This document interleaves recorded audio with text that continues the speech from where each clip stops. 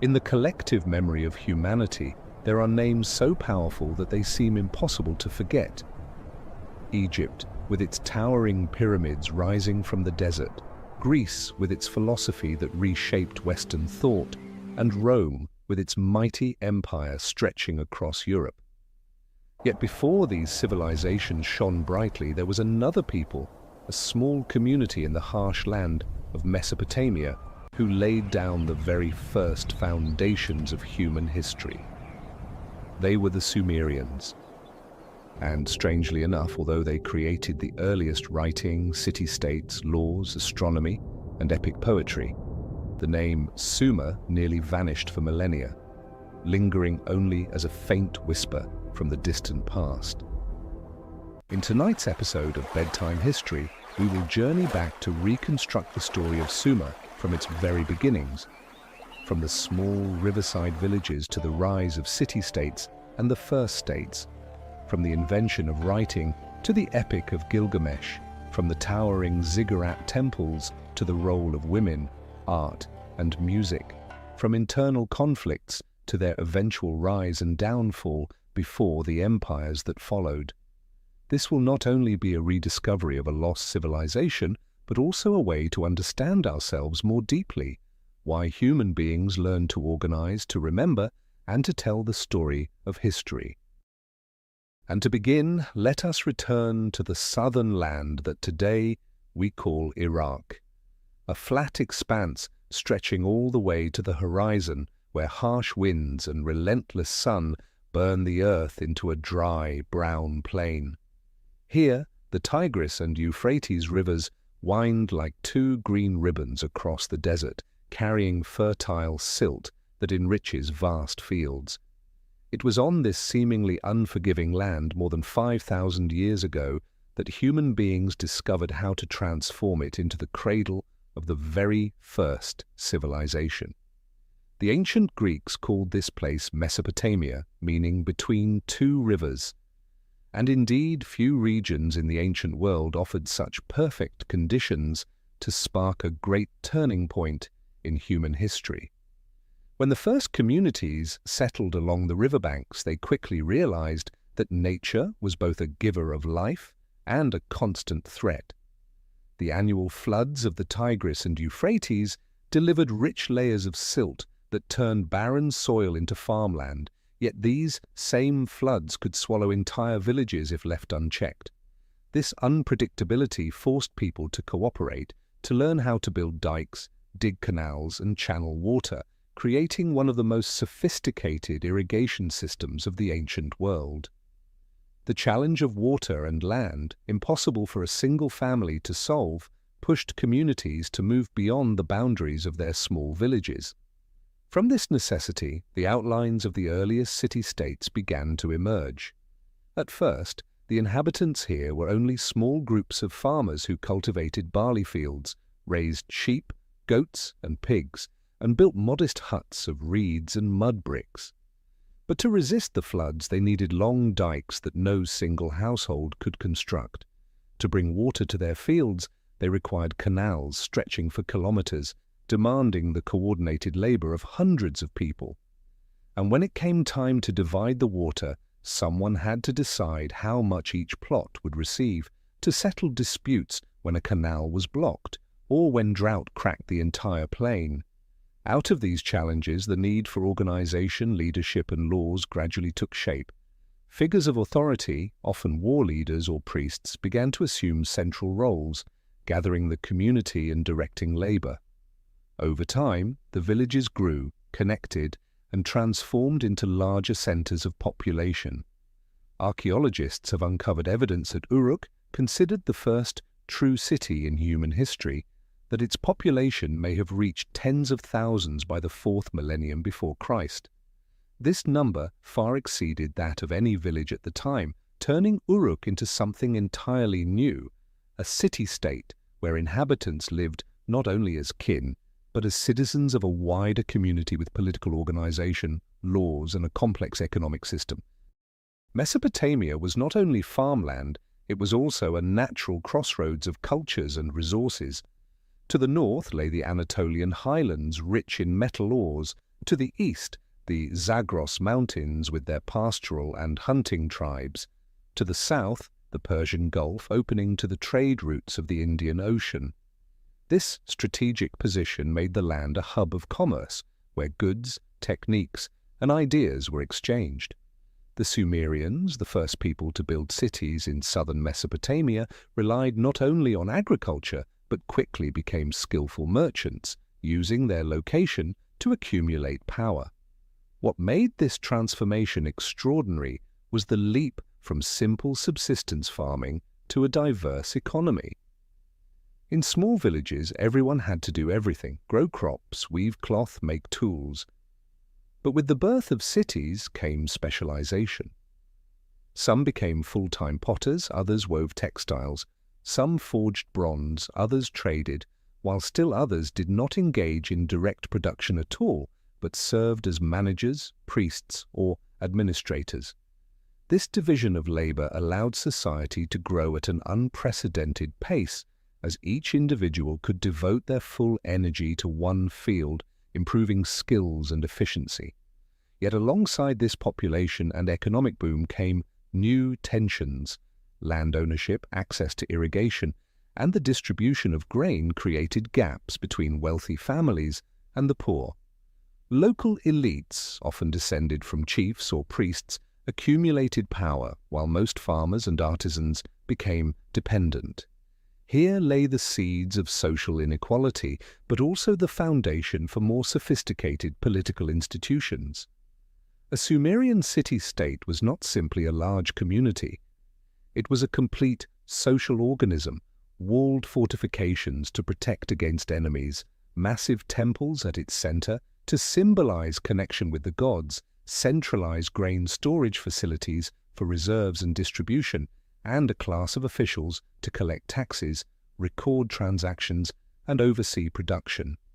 In fact, clay seals found in Uruk and Lagash reveal that administrative offices already existed, where officials used seal impressions to control the flow of goods. The rise of the city-state was a true historical turning point. From small villages, people had created complex social machines where power, religion, economy, and culture were tightly interwoven. No longer bound by kinship alone, the city-state became an independent political entity with borders, government, armies, and above all, ambition to expand. But managing such a dense and complicated community could not rely solely on speech or memory. People needed a new tool to record laws, to track grain stores, and to preserve their collective memory. And it was from this need that one of humanity's most important inventions was born: writing. At the beginning, writing was nothing more than simple drawings that imitated objects. A cow represented by the outline of a cow's head, a jar of wine shown as a circle with a line across it. These signs were pressed onto small clay tokens, which were then sealed inside hollow clay envelopes called bulli to record transactions.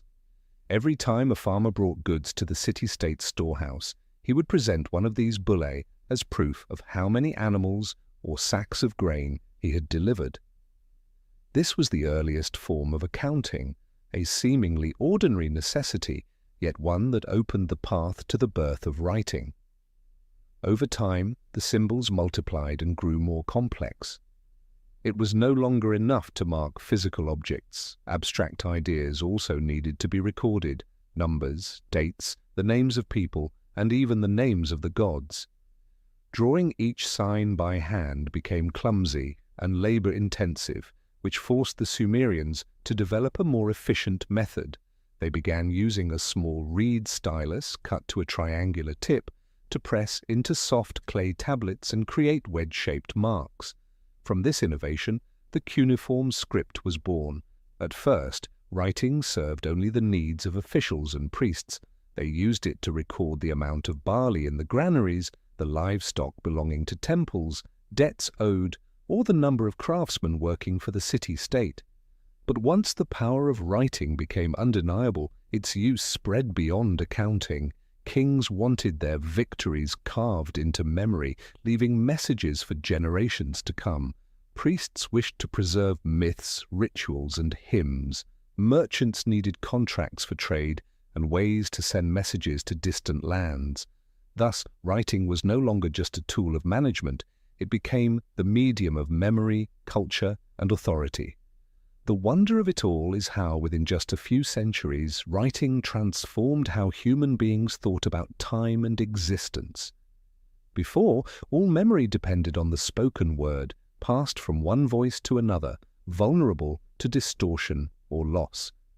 But with cuneiform tablets, words became fixed in clay, enduring across generations. Tablets recording grain deliveries, inscriptions describing battles, myths etched into stone. All of these became a doorway into the past, allowing us even today to hear the voices of the Sumerians from 5,000 years ago. Even more, writing carried an invisible power. It reinforced authority. Only a select few, those trained to read and write, could control information. The class of scribes became the backbone of Sumerian society. Trained from childhood, they spent each day carving hundreds of wedge-shaped signs onto clay. Their task was not just to write, but to ensure the very functioning of the city-state. Without them, grain could not be managed, taxes could not be collected, laws could not be proclaimed, and rituals could not be performed correctly. Writing allowed the Sumerians not only to build city-states, but also to construct a shared memory, creating history in the truest sense. From the moment those first wedge marks were pressed into clay, humanity entered a completely new chapter, the chapter of civilization. Yet a city could not survive on writing alone. It also needed a beating heart, a spiritual and political center to bind its people together. That heart was the city itself, those urban centers of politics, economy, and religion.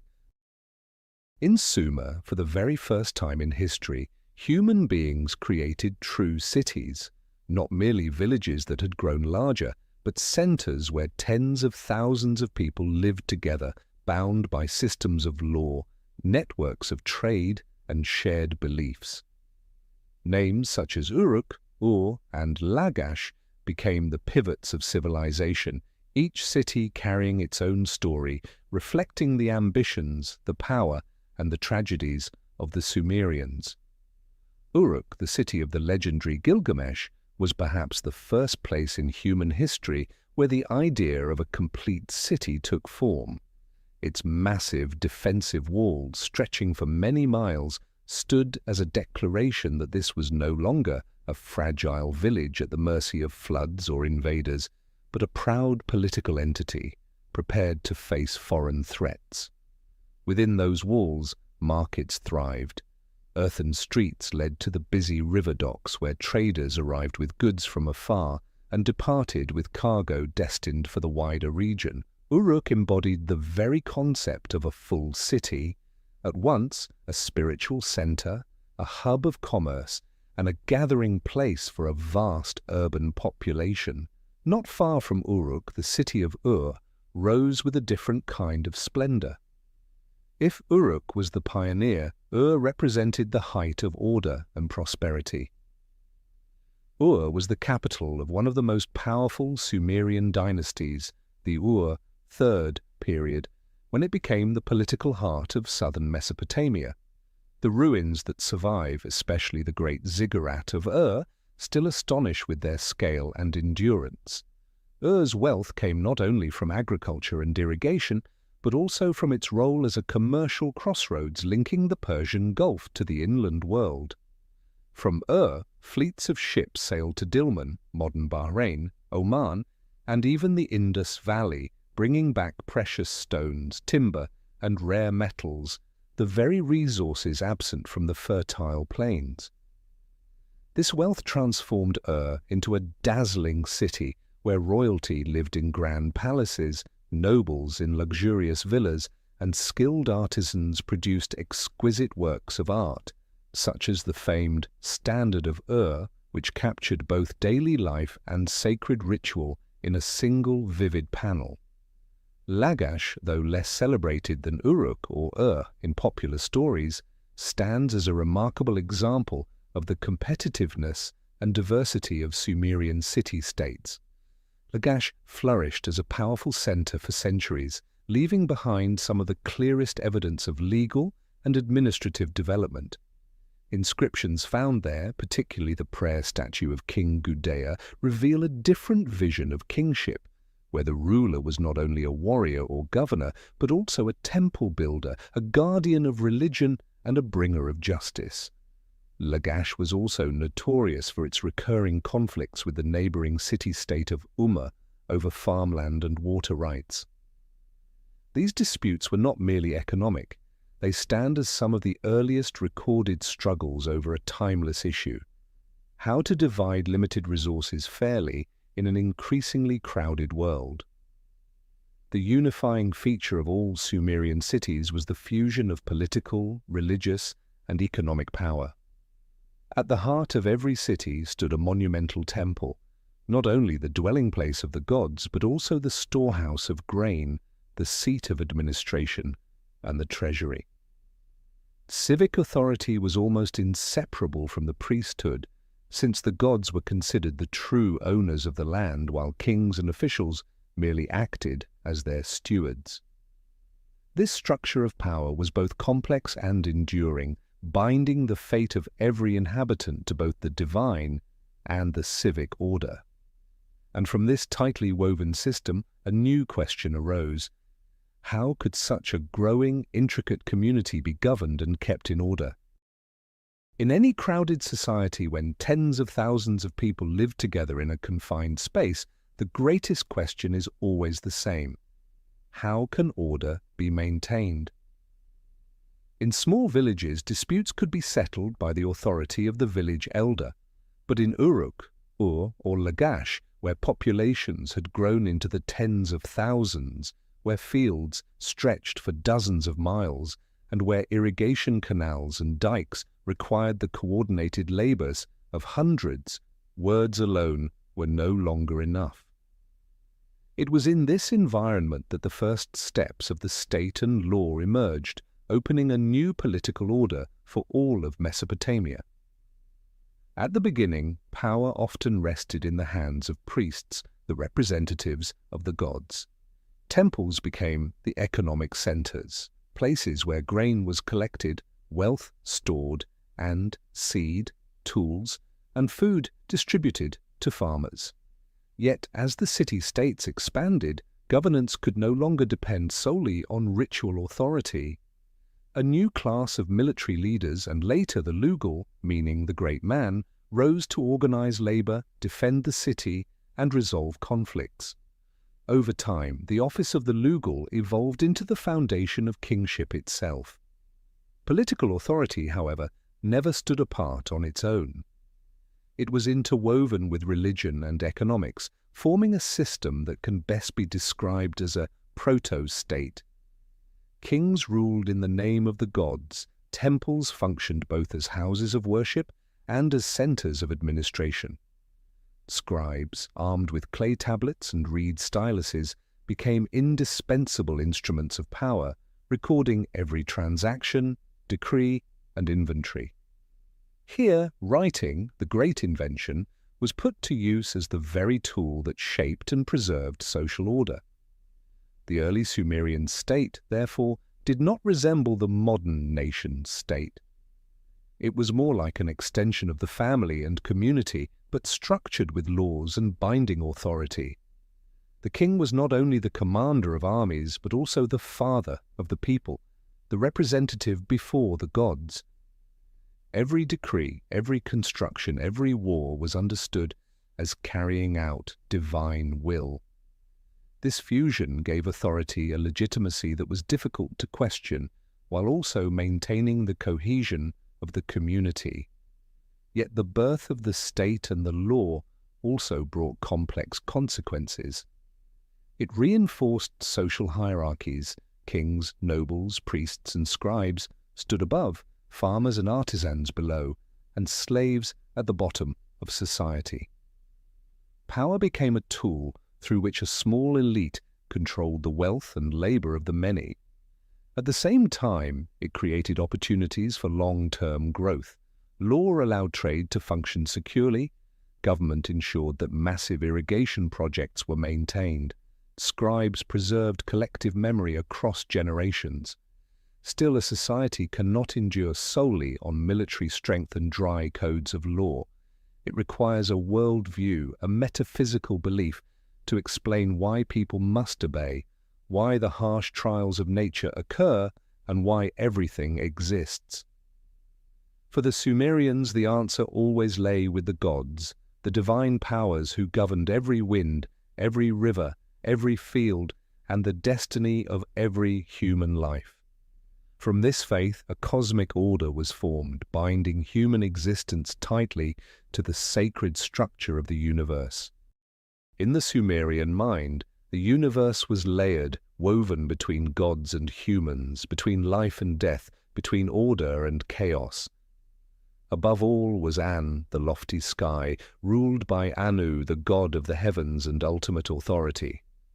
Beneath lay Ki, the vast earth, the realm of the goddess Ninhursag, also called Kai, mother of all living things and source of fertility. Between these two realms stretched the space of human life, governed by Enlil, the god of wind and air, one of the most powerful figures in Sumerian mythology. Below them all was Kur, the dark underworld, where the souls of the dead dwelled.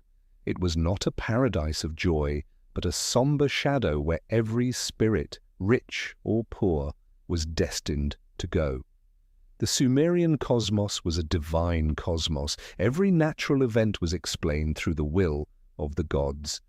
When the rivers rose in flood, it was the anger of Enki, the god of water and wisdom. When drought scorched the land, it was punishment from the agricultural deities.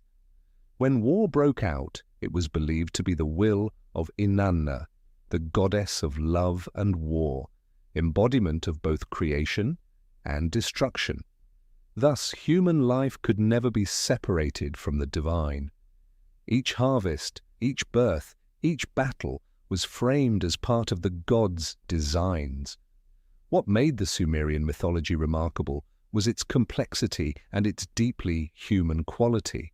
The gods were not omnipotent or flawless beings. They quarreled, grew jealous, fell in love, and raged in anger. They could aid humanity, but just as easily destroy it in a fit of wrath. On clay tablets we find myths that are at once majestic and intimate, Enki tricking others to bring water to mankind, Inanna descending into the underworld only to be trapped there, Gilgamesh searching for immortality, and returning empty-handed. These stories did more than explain natural events. They mirrored human psychology, fear, and longing at the dawn of civilization. The Sumerian worldview rested on a strange duality, both fear and gratitude. They feared because they knew their smallness before the overwhelming power of nature and the gods. Yet they were grateful, for under divine protection, humanity could survive in such a harsh land.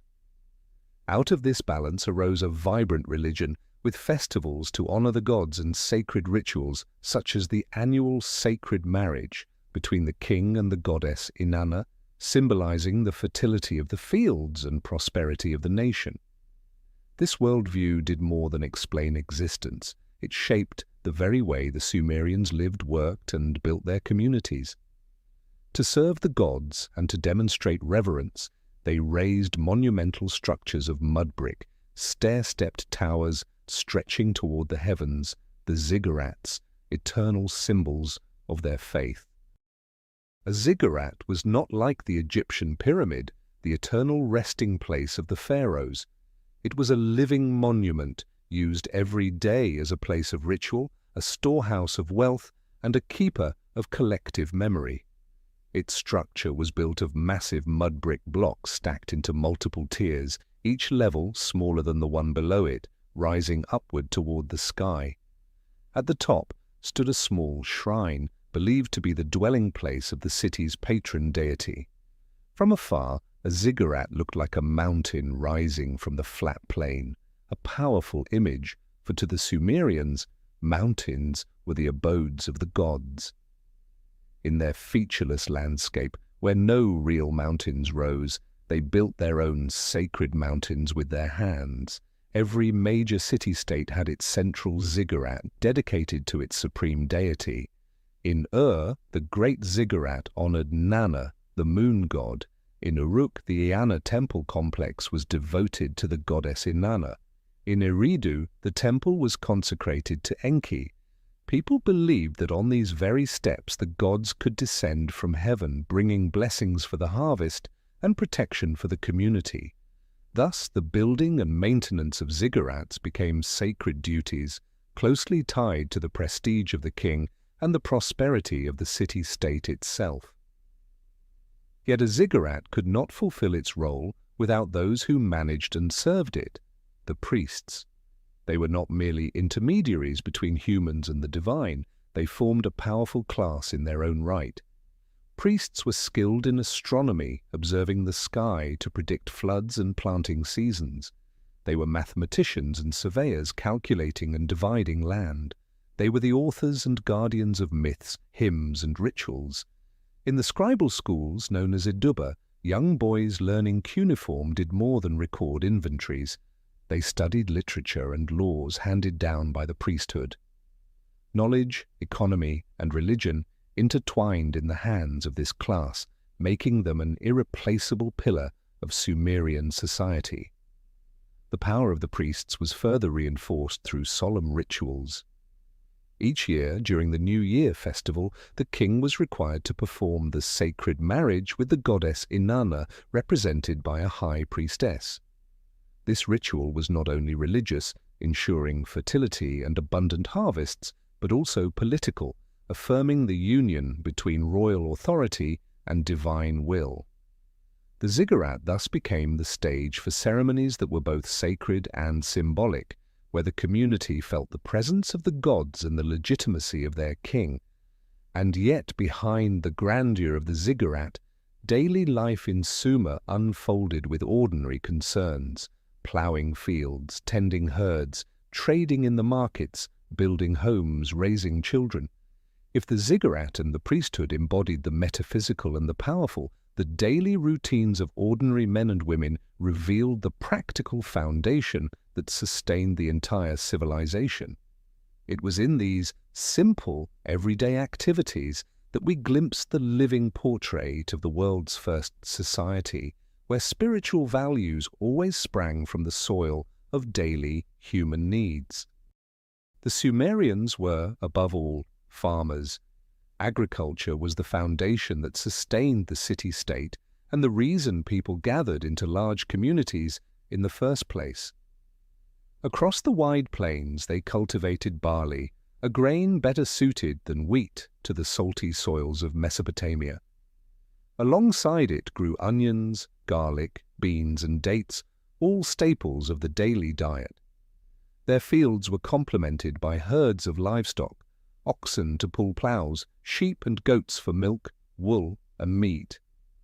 A Sumerian farmer rose before sunrise, guiding his oxen and wooden plough tipped with bronze, while irrigation canals carried water from the rivers into his fields.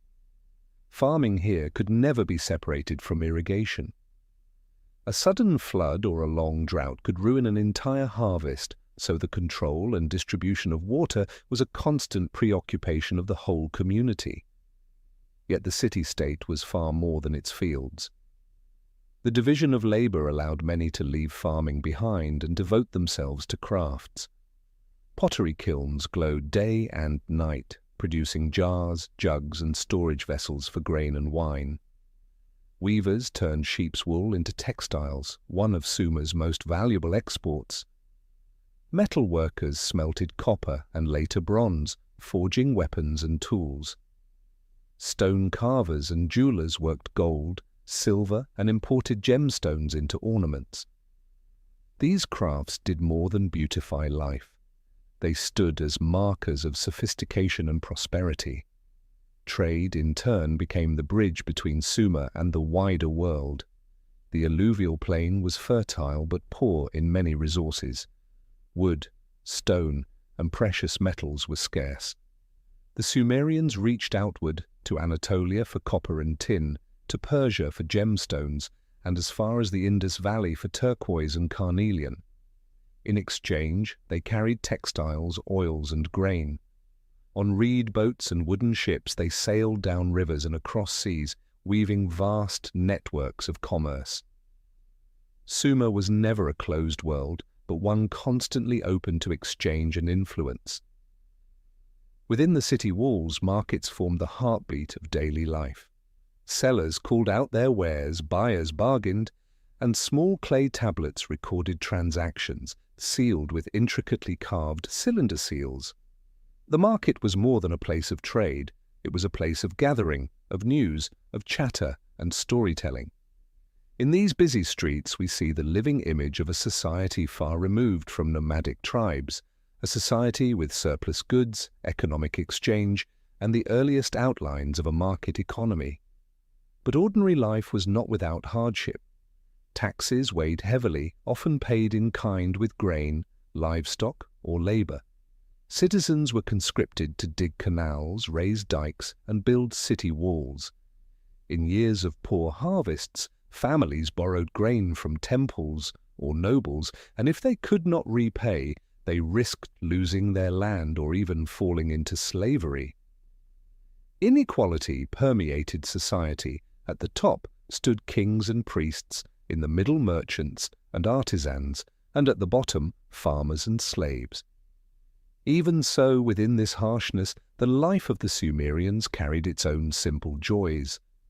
Meals centered on barley bread, porridge and beer, the staple drink, brewed from grain, both nourishing and safer than the polluted river water. Festivals filled the air with music from harps, flutes, and drums. People told stories of gods and heroes, tales that would one day grow into myths and epics. Though burdened by toil, the ordinary people of Sumer lived with the small pleasures of community and tradition.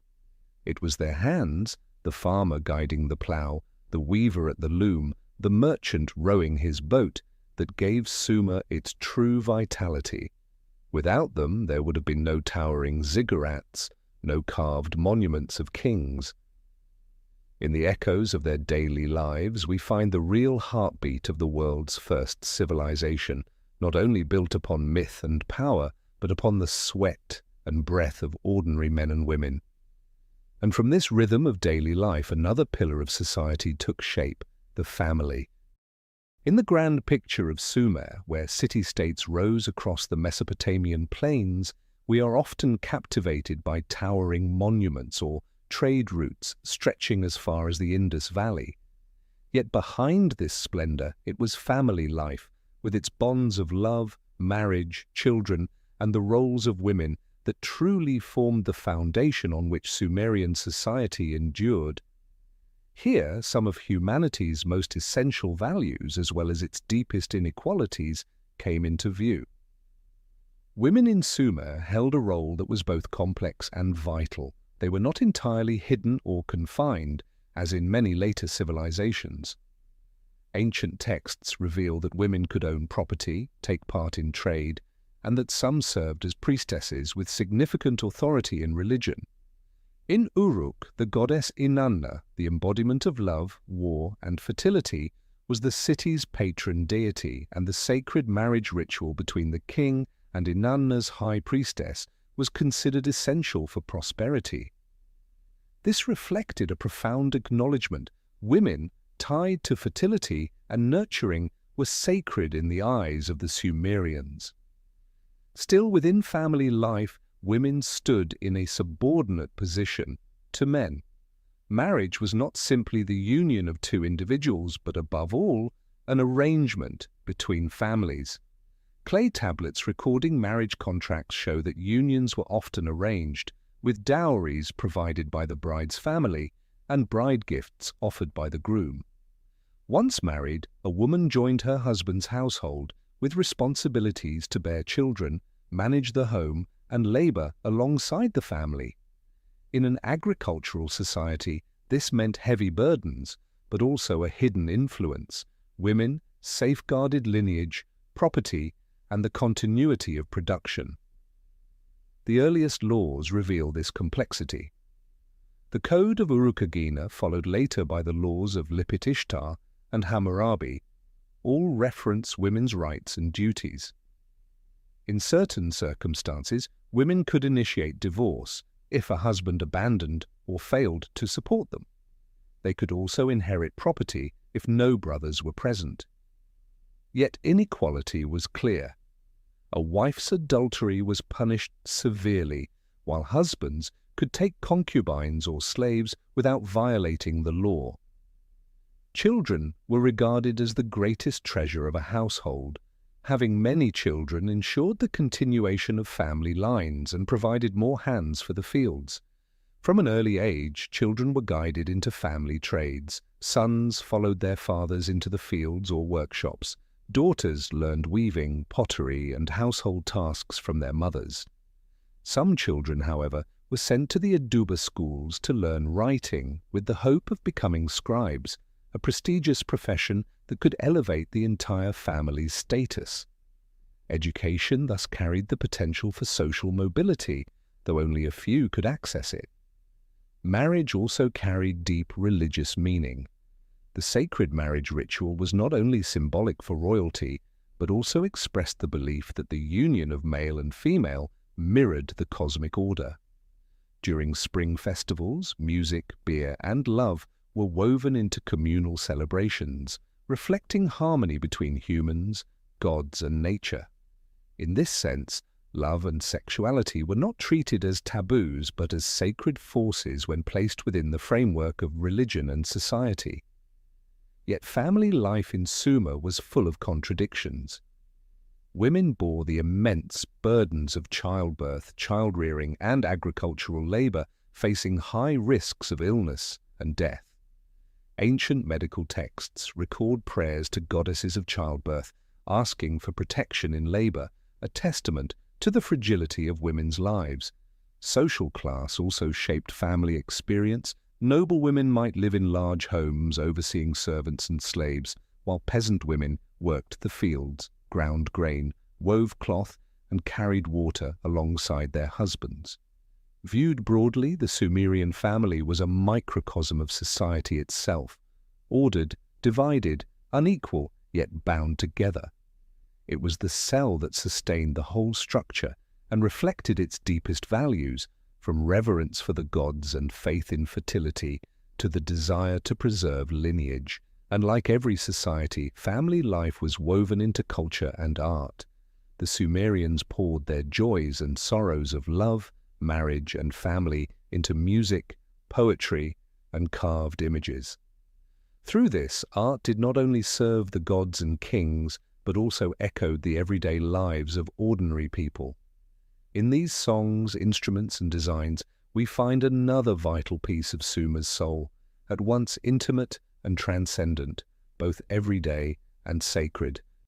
Sumerian art, above all, was inseparably bound to religion. Inside temples, stone and baked clay statues were erected to embody humans in the presence of the gods. One of the most striking examples is the group of votive statues discovered at Tel Asmar, figures with wide, round eyes and hands clasped before their chests in prayer. Those eyes, seemingly gazing through time itself, reflected awareness and unwavering faith in the constant presence of the divine within the Sumerian mind. These statues were not created for display, but to stand eternally in the temple, praying on behalf of the people, ensuring that the community's petitions to the gods would never cease. Beyond statues, decorative art also mirrored worldview and society.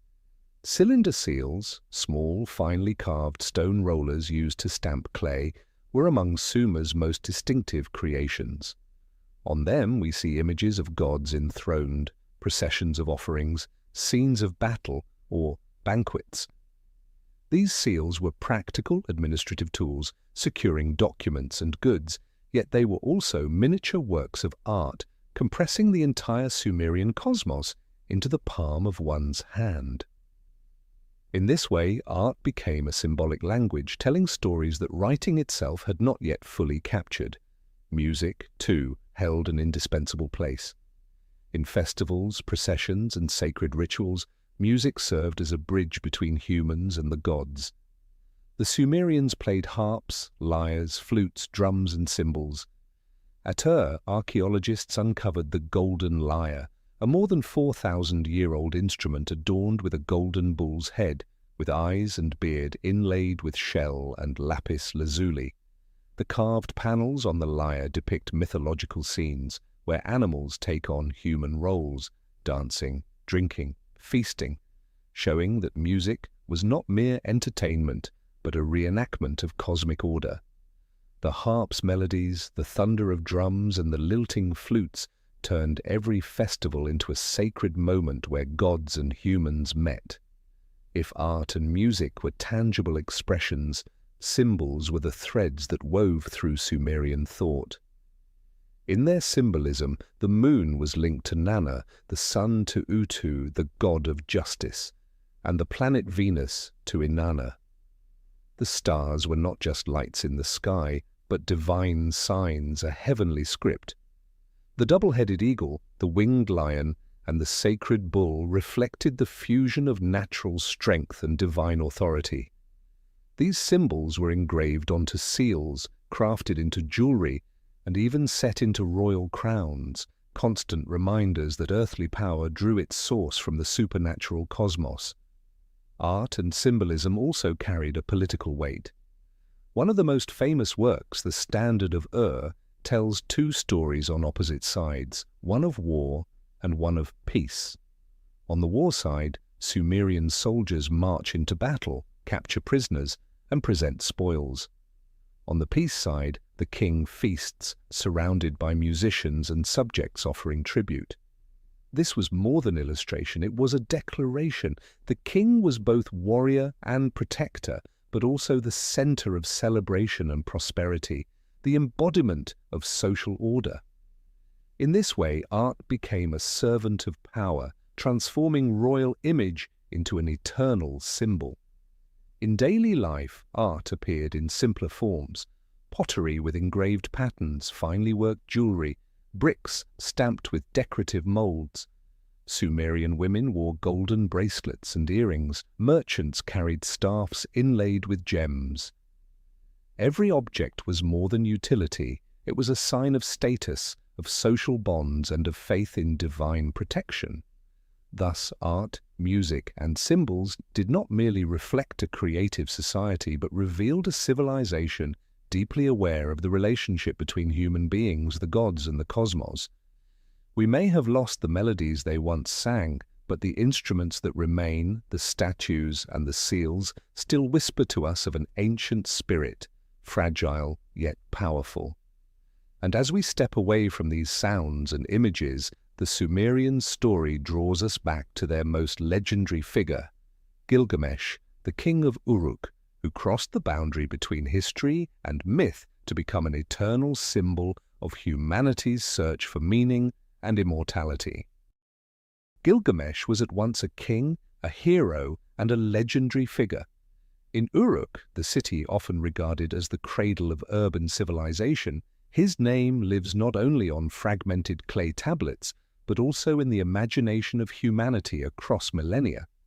The blend of history and myth surrounding Gilgamesh is a vivid testament to how the Sumerians saw the world, always placing human beings in intimate connection with the gods and always seeking the meaning of life through timeless stories.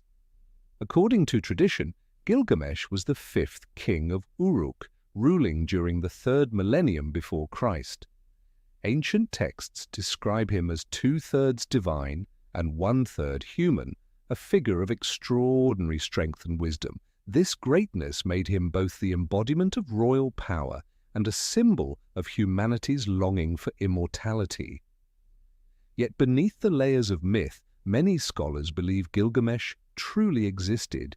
His name appears on the Sumerian king list, and archaeologists have uncovered inscriptions crediting him with the construction of Uruk's massive city walls, one of the greatest architectural achievements of its time. When we recall Gilgamesh, we remember not only a king or a hero, but also Uruk itself, the place where humanity first began to tell its own story. Yet Uruk did not stand alone in an empty plain. Across Mesopotamia stretched countless other centers of power, each city-state with its own patron deity, its own ruler, its own laws. Sumer was never a unified nation. It was a constellation of city-states, Ur, Uruk, Lagash, Kish, Umma, Eridu, small universes existing side by side, often in tension. This fragmentation produced a landscape rich and dynamic, but it also sowed the seeds of endless conflict, making it difficult for Sumer to sustain lasting stability. Conflict most often arose from Sumer's very lifeblood, land and water. The Mesopotamian plain was fertile, but also prone to salinization and dependent on careful irrigation. A single canal could feed an entire city, but if diverted or blocked, it could starve whole communities. As a result, city-states frequently clashed over control of waterways. The rivalry between Lagash and Umma is one of the most famous examples.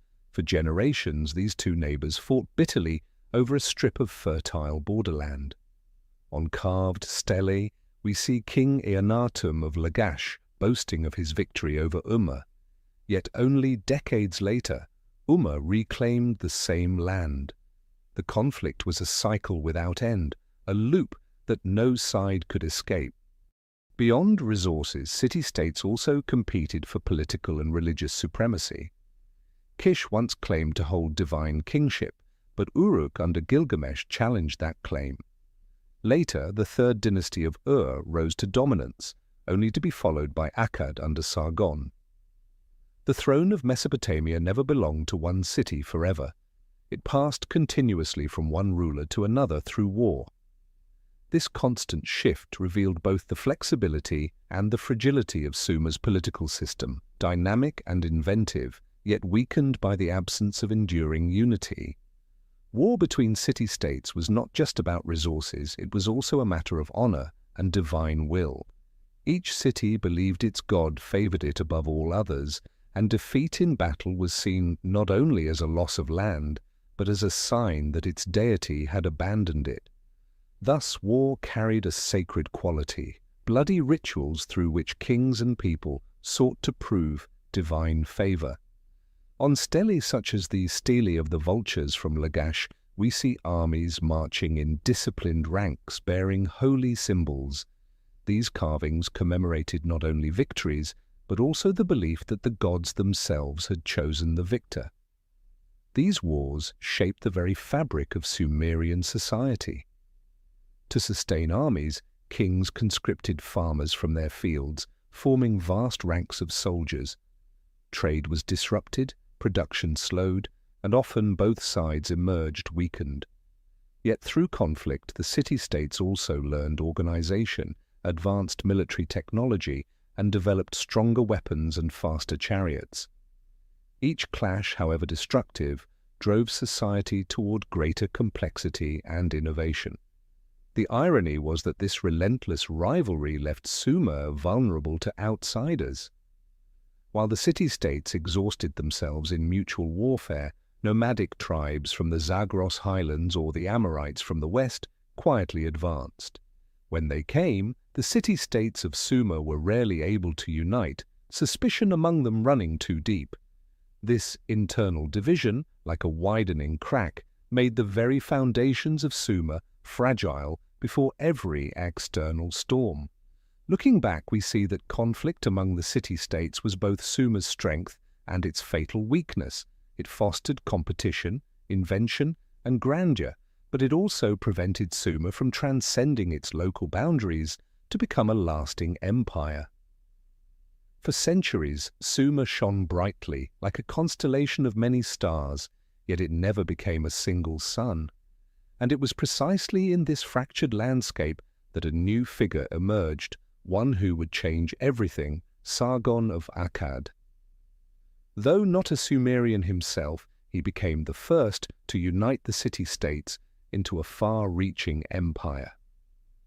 His rise marked a turning point. From scattered fragments, Mesopotamia would, for the first time, experience the power of a unified realm. Akkad is not as familiar a name as Ur or Uruk, for archaeologists have yet to identify the exact location of the city. Yet in the memory of history, Akkad was the cradle of a dynasty that ushered in a new age. The Akkadians spoke a Semitic language, unlike Sumerian, and it was this blending of cultures that breathed new life into Mesopotamia.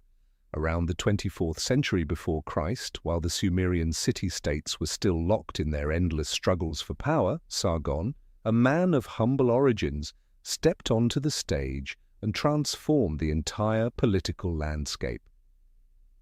Legend says Sargon began as a gardener for the king of Kish, or perhaps as a cupbearer at the royal court.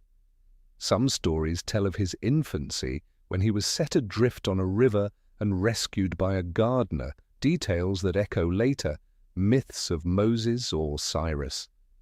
Whatever the truth, Sargon rose from the lowest ranks to the pinnacle of power, a rare feat in a rigidly stratified society. Through cunning and ambition, he seized authority in Kish and quickly expanded outward. Sargon was more than a warrior. He was a brilliant organizer.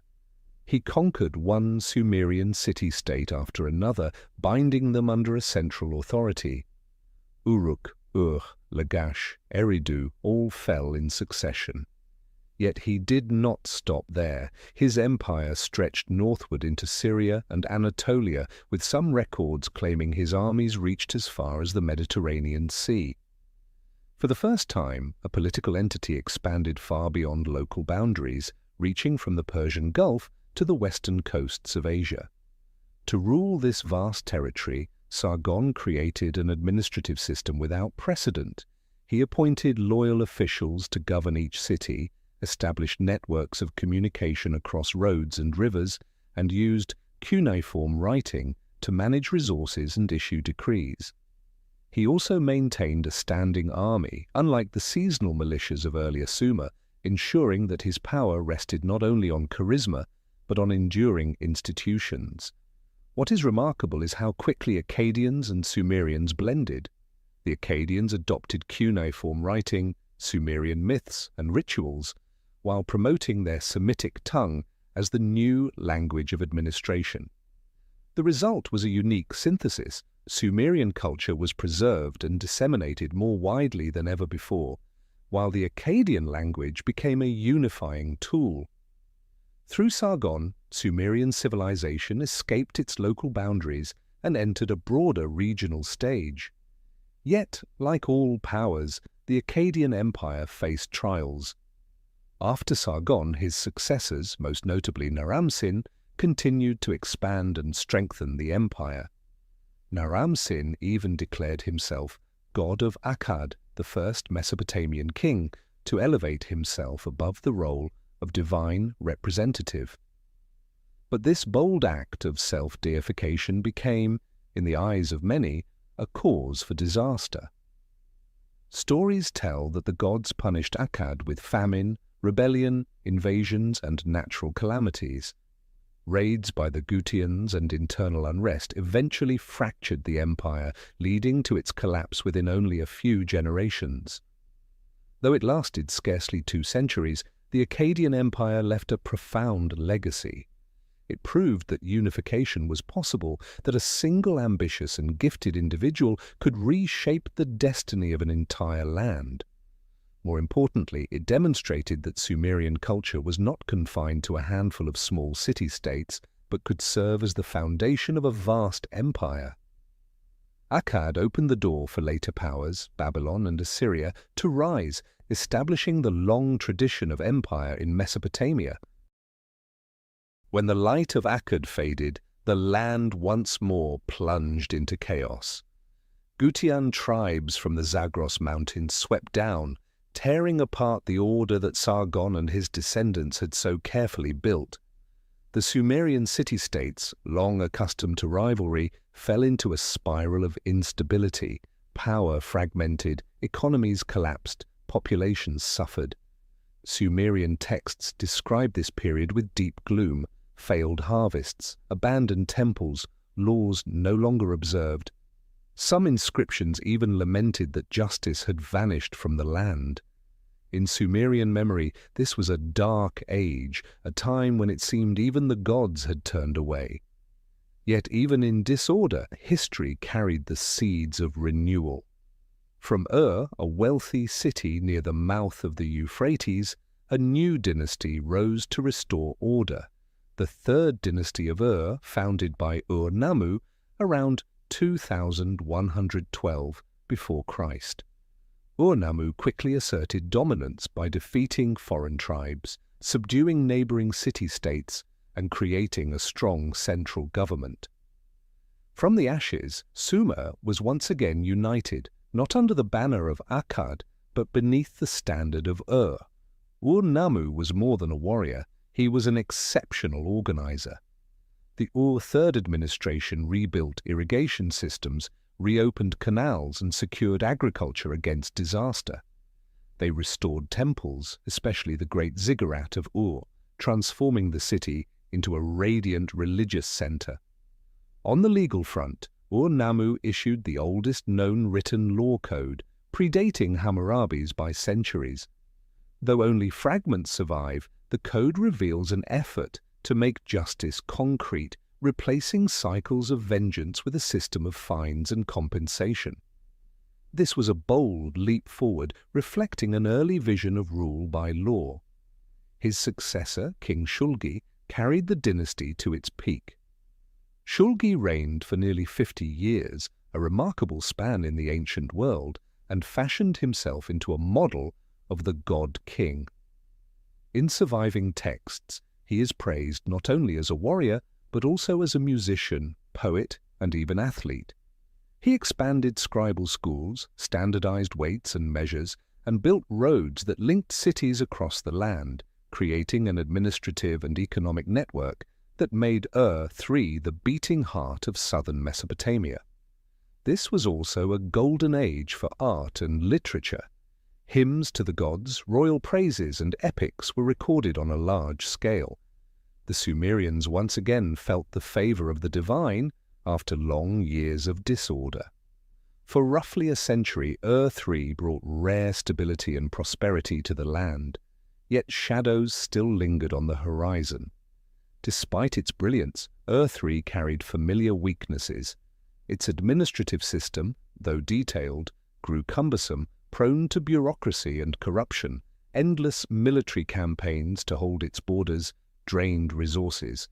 Amorite tribes pressed from the west, Elamites from the east. By the reign of Ibbi-Sin, the last king of Ur-3, the state was exhausted, unable to withstand mounting pressures. In 2004 before Christ, Elamite armies stormed Ur, ending the dynasty in devastation. The fall of Ur-3 closed the final chapter of Sumer's golden age. Afterward, the Amorites rose to establish Babylon, inheriting and reshaping the Sumerian legacy in their own way. Yet what matters most is that Ur-3 proved the Sumerians' resilience, that even after collapse, they could rebuild and create brilliance anew. It was a reminder that history never flows in a straight line. It oscillates between ruin and rebirth. When Ur-3 collapsed, Sumer entered a decline from which it would not recover. Its once magnificent city-states shrank, absorbed by emerging powers. And yet, before vanishing from history's stage, the Sumerians left behind enduring gifts, intangible but everlasting tools that continued to nurture and shape the civilizations that followed. Among the Sumerians' most remarkable legacies was their knowledge of mathematics, astronomy, and the calendar.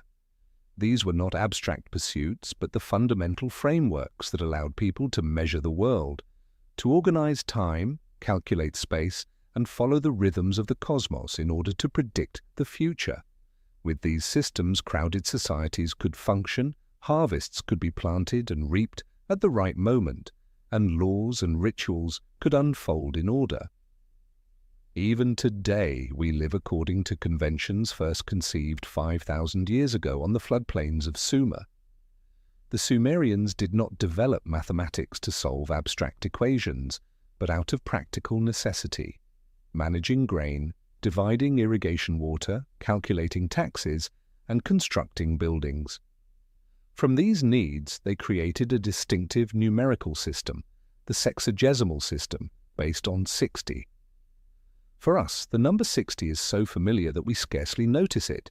60 seconds in a minute, 60 minutes in an hour, 360 degrees in a circle. All of this derives from Sumerian thought. The base 60 system, with its ability to divide evenly into many smaller numbers, 2, 3, 4, 5, 6, and so on, proved immensely useful for measurement and calculation. Clay tablets reveal that they worked with fractions, square roots, and even primitive quadratic equations. Alongside mathematics, astronomy flourished. Over the vast Mesopotamian plain, the night sky stretched boundless and dark, an eternal book for the Sumerians to study. This was not done for amusement, but for survival. When would the floods arrive? When should seeds be planted? And when should crops be harvested? Such questions drove them to observe the movements of the sun, moon, and stars. They recognized the lunar cycle and created months of 29 or 30 days. They divided the year into 12 months based on the moon's phases, and to adjust for the solar year, they occasionally added an intercalary month. This was the forerunner of the lunisolar calendars used by later civilizations. Sumerian astronomy was never separated from religion. Each celestial body was seen as divine.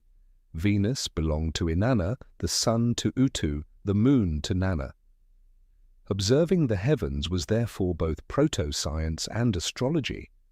Priests read the movement of stars to foretell omens, to decide when to march to war or when to hold festivals. Though their observations were mingled with belief, these records laid the groundwork for both Western astronomy and astrology. Through this, the calendar became the rope binding communities into a shared rhythm. The year was punctuated by great festivals tied to agricultural cycles and religious rites. Each month and each season held sacred meaning, celebrated with ritual and song. Thanks to the calendar, people no longer lived at the mercy of nature's uncertainty. Time became a flowing current that could be predicted and ordered. With it, states could collect taxes on schedule, organize labor, and govern effectively.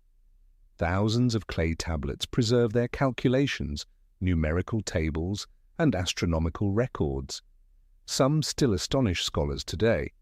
One tablet shows a deep understanding of right-angled triangles, another contains a close approximation of the value of pi.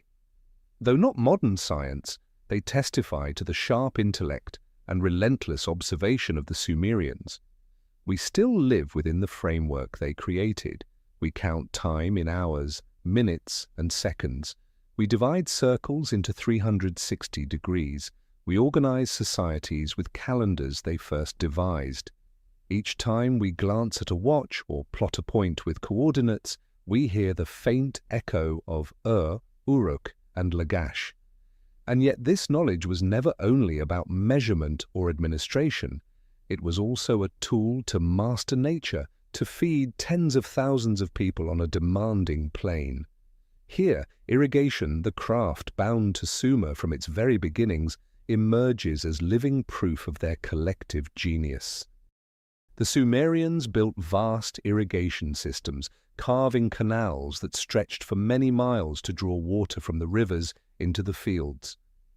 From the great channels, smaller canals branched out, leading finally to narrow ditches that watered each plot of land. Dikes were raised along the rivers to contain floods, while sluices and gates were designed to regulate the flow. Such projects demanded the cooperation of entire communities. No single family could dig or maintain a canal that stretched for miles. Out of this necessity arose the foundation of the early state: leaders to give orders, officials to organize, and laws to assign labor. Land management was inseparable from irrigation. Farmland in Sumer was divided into categories: temple land belonging to the gods, royal land under the king, and private fields of the farmers. These plots were not distributed at random. Boundaries, acreage, and expected yields were carefully recorded in cuneiform. Each piece of land carried obligations, paying taxes, providing produce for temples or the palace, or contributing labor for public works. Thus, land was not merely private property, it was a component of the larger political and economic system.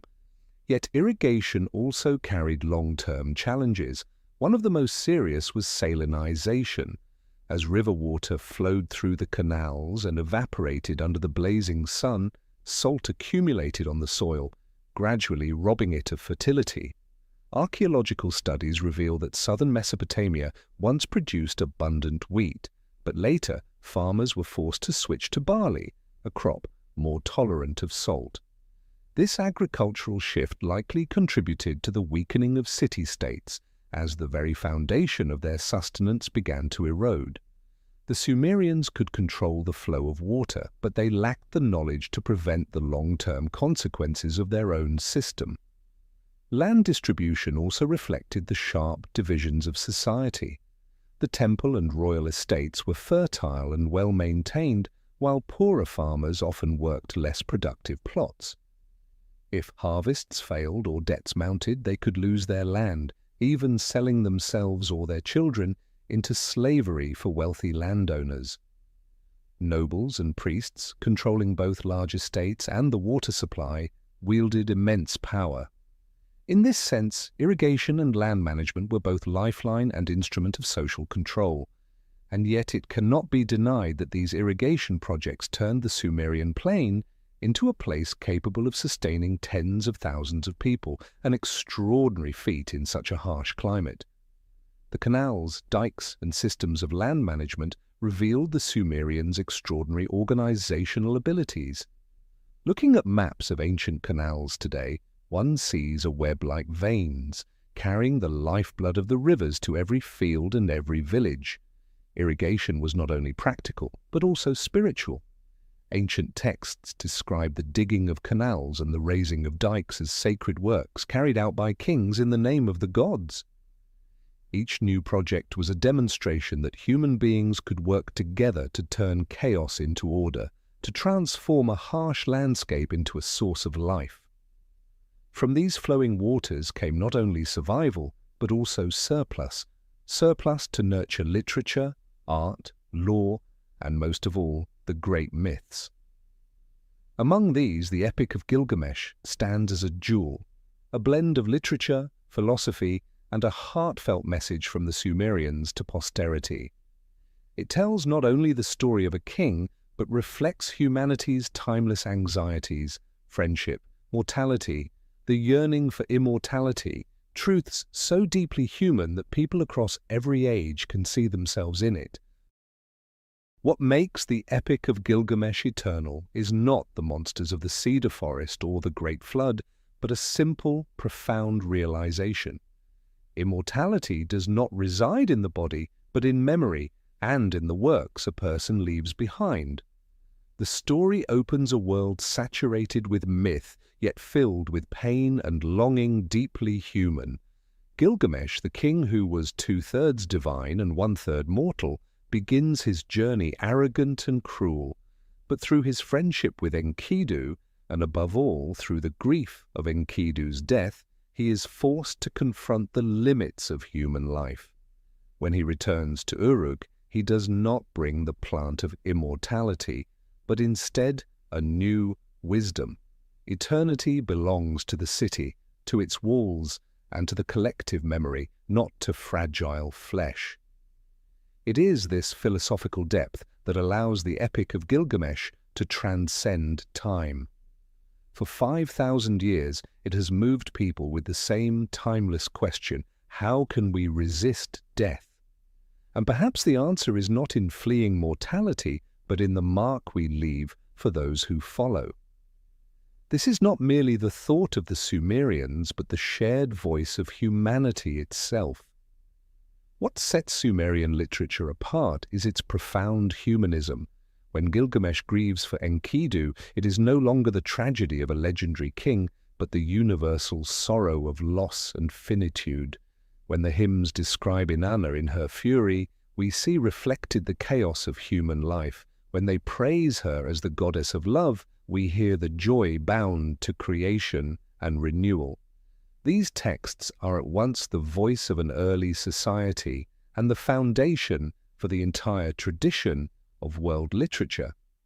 If the Epic of Gilgamesh shows how the Sumerians used writing to face fear, preserve memory, and search for meaning in death, their hymns reveal another purpose: shaping and controlling community life. From poetry to law, the clay tablet became the tool that formed both the soul and the social order. And just as their literature reached beyond its age, Sumerian law too extended its influence, laying a path that every later civilization would follow.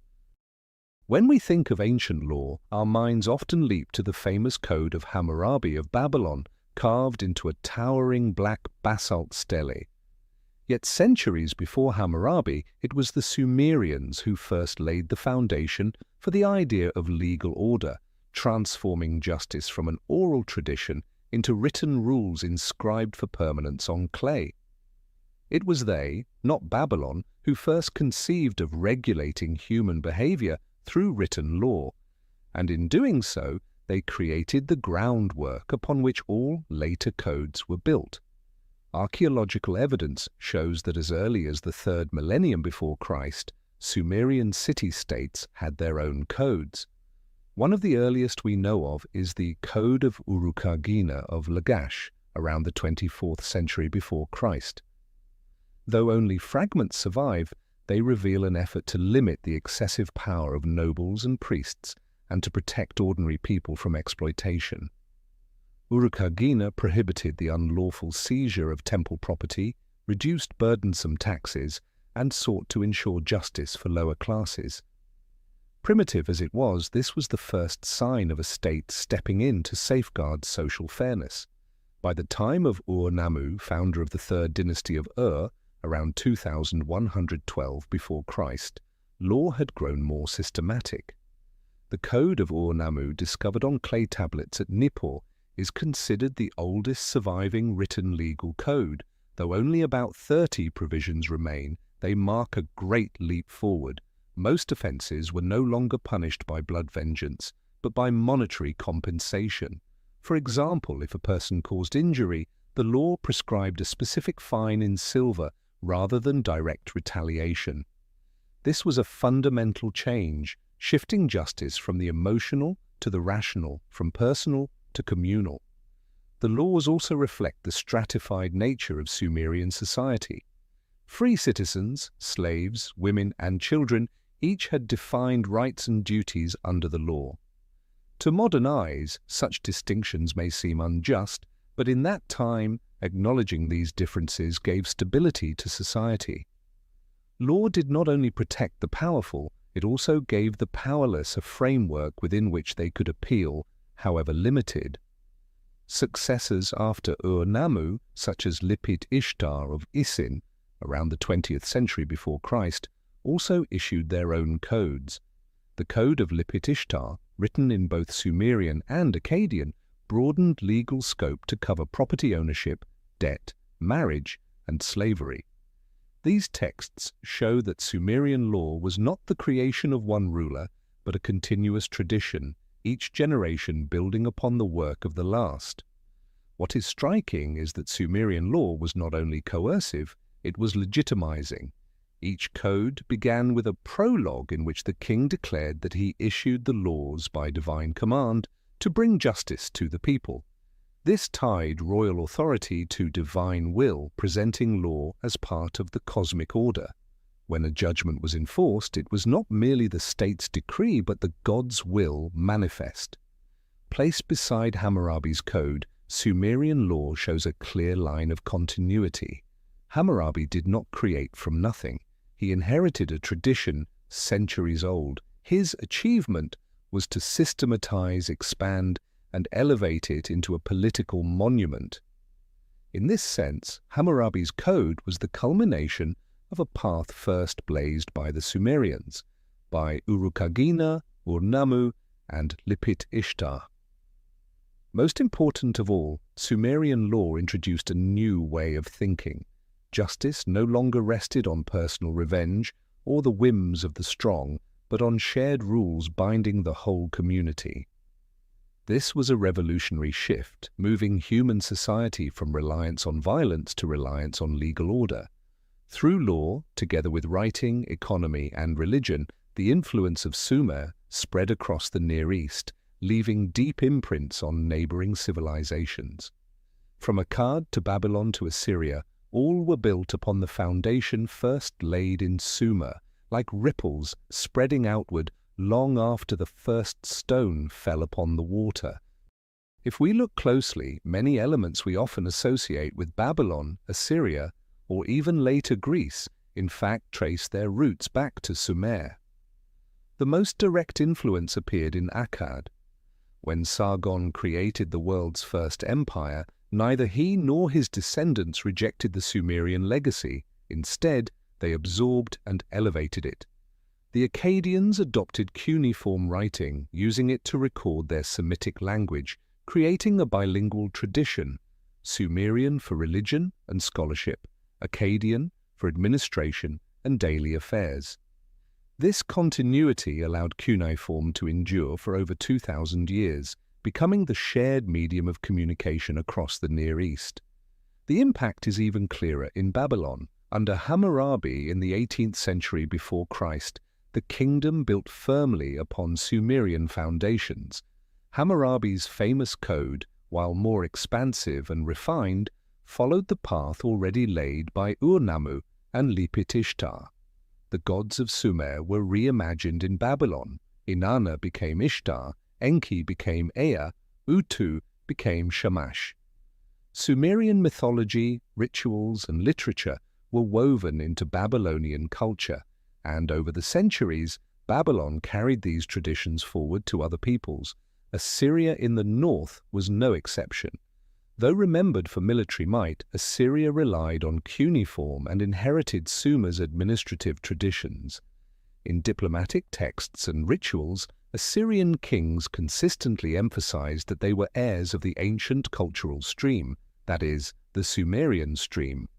In this way, Sumer served as the memory core of the entire Near East, a heritage no later state could deny. The reach of Sumer extended beyond Mesopotamia. Sumerian merchants carried writing, art, and goods east to Elam, in present-day Iran, north to Anatolia, and southeast to the Indus Valley. Archaeologists have discovered Sumerian cylinder seals at Harappan sites, proof of trade and cultural exchange. Through these contacts, ideas of administration, religion, and symbolism spread across borders, planting seeds in distant civilizations. Another crucial sphere of influence was astronomy and calendrical science. Later, Babylonians and Assyrians inherited the lunisolar calendar and time divisions first devised in Sumer. This unified the Near East under a shared temporal framework, making administration, commerce, and religious observance more cohesive. Through Greece and Rome, these conventions eventually reached us. Even today, they survive in the hours, minutes, and seconds on our clocks. Sumer's influence was not only technical and intellectual, but also cosmological and spiritual. Many Sumerian myths became the foundation for later traditions. The story of the Great Flood in the Epic of Gilgamesh was preserved by Babylon and later echoed in the Bible's tale of Noah. Myths of Enki, Inanna, and the creation of humans from clay left imprints on Hebrew, Greek, and even Abrahamic religious traditions. In the Bible and in Greek mythology, we still catch glimpses of Sumer, ideas first inscribed on clay tablets 5,000 years ago. In this sense, Sumer was not only the first civilization, but the foundation civilization of the region. Akkad, Babylon, Assyria, and Elam each added their own colors, but all were built upon the framework Sumer had created. To speak of the ancient Near East is impossible without Sumer, as if Sumer were the deep root from which all later branches grew. Its legacy continued under other names, while the name Sumer itself gradually faded into silence, only to return much later in humanity's recovered memory. When the third dynasty of collapsed at the dawn of the second millennium before Christ, the chapter of Sumerian history nearly closed. Yet the power vacuum did not last long. From the west came waves of Amorites, nomadic and semi-nomadic groups who entered Mesopotamia not as a single conquering horde, but in scattered bands. At first they sought pasture and settlement, but gradually they integrated, took control, and eventually seized political power. The Amorites were Semitic in origin, distinct from the Sumerians in language and custom. Initially, the native elites looked down on them as outsiders, but the Amorites adapted quickly. They learned cuneiform, worshipped Sumerian gods, and ran society with laws and bureaucracy. In the wake of Ur's destruction by Elam, when the old city-states were gravely weakened, the Amorites built small kingdoms in Isin, Larsa, Eshnunna, and elsewhere. Each preserved the Sumerian tradition, even as they reshaped it. Their greatest achievement was the rise of Babylon. Once a small town on the Euphrates, Babylon became the new center under Amorite kings, especially Hammurabi in the 18th century before Christ. Hammurabi conquered Larsa, Eshnunna, Mari, and unified southern and central Mesopotamia. Once again, the land between the rivers came under a single authority, not Ur or Akkad, but Babylon. The ascent of Babylon was inseparable from the Sumerian foundation. Cuneiform continued, now recording primarily the Akkadian language, the Amorites' mother tongue.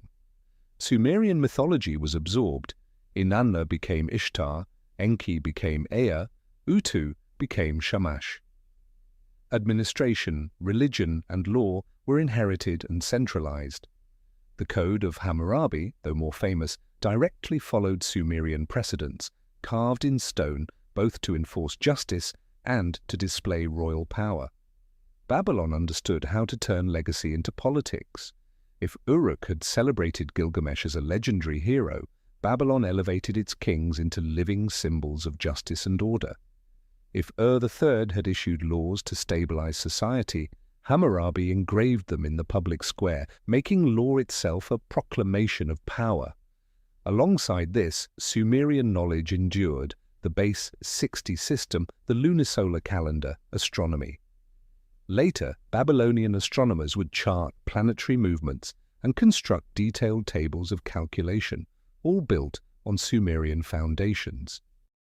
Babylon thus became the new emblem of prosperity and power. If Ur dazzled with its great ziggurat, Babylon rose with legendary monuments like the Hanging Gardens and the Ishtar Gate. Through these symbols, Babylon declared itself both heir to Sumer and its surpasser. Yet Babylon's rise meant Sumer's distinct identity faded. The Sumerian language became a dead tongue used only in religion and scholarship, like Latin in medieval Europe. The old city-states shrank into provinces under the new capital's shadow. The very name Sumer disappeared from political texts, replaced by Akkad or Babylon. One of history's greatest ironies is that the very people who pioneered civilization, who invented writing, law, the city-state, and the first epic, vanished earliest from human memory. The Sumerians did not disappear in a single day, or year, or battle, but faded gradually, like morning mist, leaving their imprint on others' cultures while losing their own name. This erasure of memory began with the rise of the Amorites and Babylon. Akkadian replaced Sumerian in daily life. Sumer survived only in the phrase Sumer and Akkad, before vanishing entirely, supplanted by Akkad and Babylon. By the 7th century before Christ, the Assyrians remembered Sumer only as a distant echo. Even their myths and epics copied into Akkadian obscured their origins. Inanna became Ishtar, Enki became Ea. The Epic of Gilgamesh, born in Uruk, survived mainly through Babylonian and Assyrian copies, leading later generations to believe it belonged to those successor cultures. As the name Sumer faded, its legacy endured. Sumerian lore paved the way for Hammurabi. Their astronomy and calendars lived on in Babylon. Their cuneiform script, though written in Akkadian, retained its Sumerian structure. Their myths and epics were retold across generations. The Sumerians disappeared from politics and language, but not from culture. For millennia, however, humanity forgot they had ever existed. The Greeks and Romans never knew of them. The Bible mentioned only the vague Shinar. To the medieval world, all that remained were mounds of broken bricks lying silent in the Iraqi desert. No one suspected that beneath the dust lay the civilization that had first drawn the line between prehistory and history. It was not until the 19th century that the truth returned. European archaeologists, driven by a passion for the Orient, began excavating Mesopotamia. At first they sought to confirm the Bible, but soon they uncovered clay tablets inscribed with strange signs unlike any known language. These wedge-shaped marks, cuneiform, were eventually deciphered, thanks especially to the Behistun inscription. And in the oldest texts, one name appeared again and again: Sumer. The discovery was stunning. Long before Babylon and Assyria, there had been an independent people speaking a non-Semitic language, leaving behind a massive archive. Excavations at Ur, Uruk, Lagash, and Nippur gradually revealed the splendor of a civilization lost. When Leonard Woolley uncovered the royal tombs of Ur in the 1920s, filled with gold, silver, gems, and musical instruments, the world awoke to the richness of a society that history had forgotten. This rediscovery was not just an archaeological triumph, but a shock to human understanding. It forced history to be rewritten. Civilization had not begun in Egypt or Babylon, but earlier in Sumer, the people who first bridged the gulf between prehistory and history. Yet even then, another question lingered. If even the first known civilization could be forgotten for thousands of years, how certain can we be that Sumer was truly the first? Or was history always more complex, with multiple centers rising side by side, Sumer simply leaving the clearest mark? Scholars generally agree that Sumer emerged very early in the 4th millennium before Christ, with the culture of Uruk leaving a profound mark. Yet at the same time, other complex societies were also rising elsewhere. Along the Nile, Egyptian communities had developed agriculture, built temples, and by about 3100 before Christ had unified into a state under the first pharaoh. In the Indus Valley, in present-day Pakistan and India, the Harappan and Mohenjo-Daro cultures built large urban centers with advanced drainage systems, fired brick houses, and even city planning. In China, the Longshan culture and later the Shang dynasty revealed early elements of civilization, metallurgy, writing, and ancestor worship. So why is Sumer often called the first? The main reason lies in writing. The Sumerians are the earliest people for whom we have clear evidence of systematically recording language in a written form, cuneiform. Writing transformed memory into text, turned laws, contracts, and hymns into something that could outlast generations. Egypt also developed hieroglyphs at roughly the same time, but Sumerian cuneiform is considered more systematic and far-reaching, eventually becoming the international language of the Near East. In the Indus Valley, we find inscribed symbols on seals, but since they remain undeciphered, it is unclear whether they were a true writing system or simply trademarks. Another reason Sumer carries the title first is its model of the city-state. By around 3200 before Christ, Uruk may have had a population of 40 to 50,000, an enormous figure for that time. The city had defensive walls, temples, residential quarters, and marketplaces, forming a template for urban life. Compared to this, settlements elsewhere were far smaller. That is why Uruk is often called the first city in history. However, many modern scholars caution that the notion of first reflects a 19th century Western perspective, when archaeology focused heavily on Mesopotamia and Egypt. In reality, centers of civilization emerged simultaneously in different places, each with its own character. To call Sumer the first civilization may be accurate if we focus on writing and city-states, but it oversimplifies a much more complex picture. Some argue that emphasizing firstness obscures cultural interconnections. The Sumerians did not live in isolation. They traded with Iran, Anatolia, and even the Indus Valley. Certain ideas and techniques may have traveled into or out of Sumer rather than appearing entirely independently. Archaeology suggests that civilization never developed along a single straight line from one point, but rather through a web of interactions among multiple centers. Therefore, when we call Sumer the first civilization, the point is not to rank who came before or after. What matters is that Sumer opened the doorway for humanity into the age of history, when people not only lived in the present, but preserved memory, law, and belief for future generations. Sumer may not have been first in every respect, but they were undoubtedly a symbol of the first great turning point, the moment humankind stepped out of prehistory and into history. And the rediscovery of Sumer in modern times raises an even greater question. How could a civilization so important have been forgotten for millennia?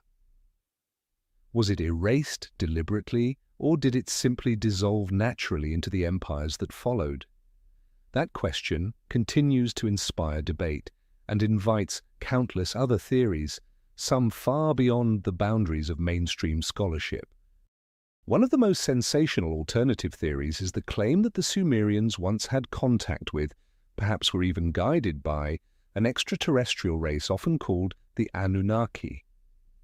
This idea has captivated the public imagination because it feeds both curiosity and a longing for a transcendent explanation behind the sudden brilliance of the world's first civilization.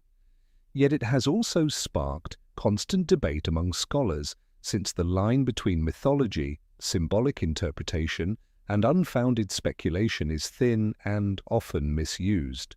The story begins with Sumerian mythology. In the ancient texts, the Anunnaki were described as a powerful assembly of gods, a council of judges dwelling in heaven and the underworld. They were thought to decide the fate of humanity, to grant laws, and even to intervene directly in human survival.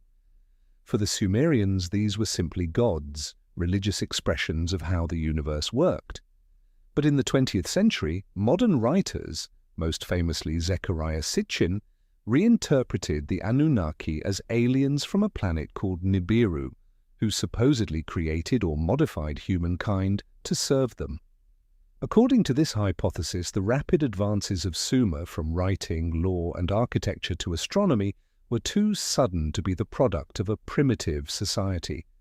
Sitchin argued that the Sumerians were merely students of the Anunnaki, and that their gods were actually distorted memories of beings from beyond Earth.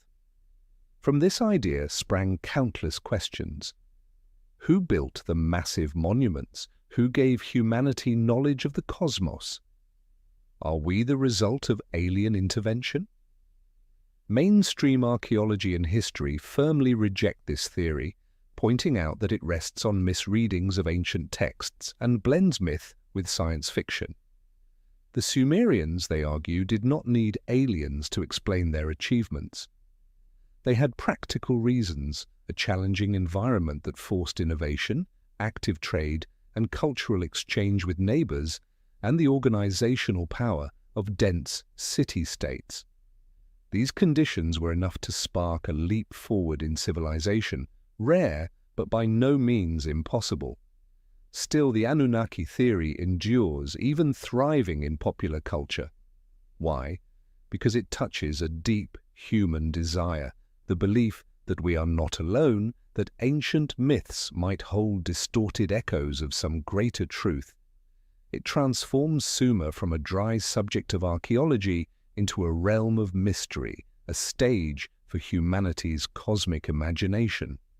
The key is not to dismiss or to accept such theories blindly, but to see them as mirrors of how we interpret myth. The Sumerians wrote of the Anunnaki not to craft science, but to place human life within a cosmos governed by powers beyond control.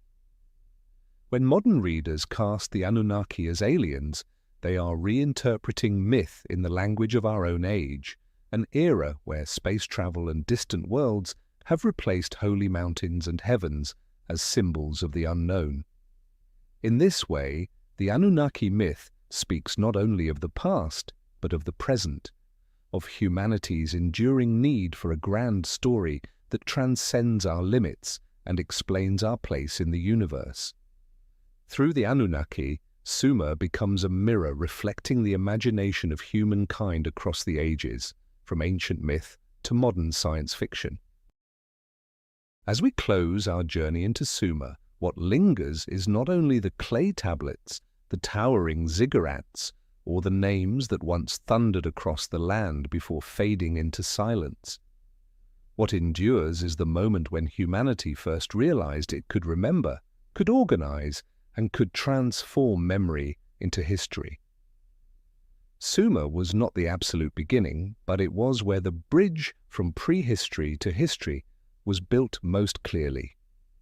There, humankind first dared to believe that social order could rest on writing and law, that a city could outlast the lifetime of any single person, that the story of an individual or a community could be carried forward to generations yet to come. And because of this, even though the name Sumer faded for millennia, their legacy never truly disappeared. It lives on in the 60-minute hour, in the alphabets that grew from their script, in the flood myths and hero tales retold across cultures. Sumer is like the faint underlayer of a great painting, not immediately visible but supporting every line and color above it. Perhaps the greatest gift Sumer left us is not any single invention, but a reminder. Every civilization, no matter how great, can vanish from memory. But the act of remembering, of telling stories, of writing, allows humanity to resist oblivion. By remembering Sumer today, we are continuing what they themselves began, writing history as a defense against the darkness of time.